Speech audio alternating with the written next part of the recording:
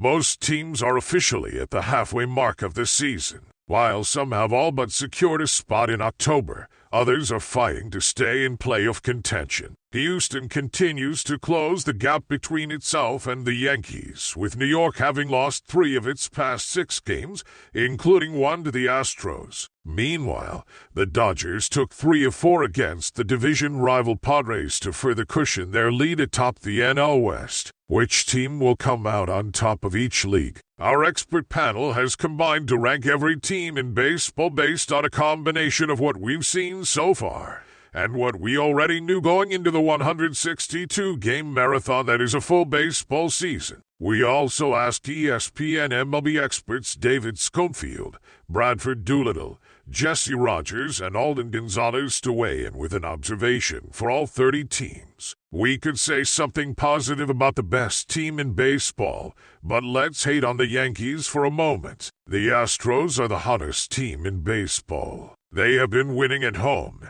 and on the road with pitching and offense against fellow contenders and also runs. After a lackluster start, Alex Bregman has caught fire. Yordan Alvarez continues to build an MVP case that matches Shohei Ohtani's on the West Coast and Aaron Judge's on the East Coast. Justin Verlander continues to pitch less like a returnee from Tommy John surgery and more like a 21st century version of the $6 million man. And for Yankees fans looking ahead at securing the eventual top seed in the AL playoff bracket, here's a sobering thought.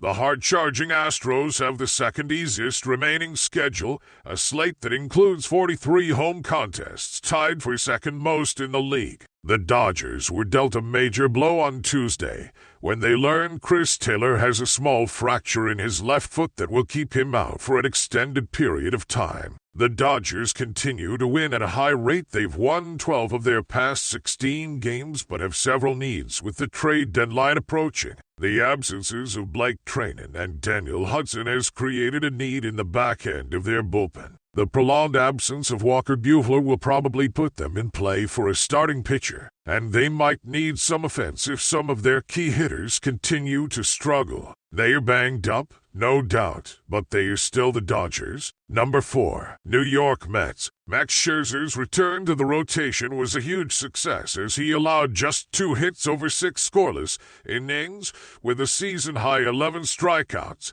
throwing 79 pitches, although the Mets ended up losing 1-0 to the Reds. He also matched his season best with a 97.1 mph fastball. But I didn't reach back and really grunt, he said. Maybe the grunts will come here in a couple more weeks. Number 5, Atlanta Braves. Dansby Swanson and Trea Turner are the 2 shortstop finalists in the All-Star balloting for the NL, and it's one of the best debates on the board as both have been outstanding. Entering Thursday, Swanson led Turner in Baseball Reference WAR and in Fangraphs WAR. Swanson rates the edge for 2022, although Turner obviously has the longer track record of playing at an all-star level. Interesting that both are heading into free agency, making them 2 of the biggest names of the upcoming offseason. Number 6, San Diego Padres. The Padres' biggest concern might not be Fernando Tatis Jr.'s recovery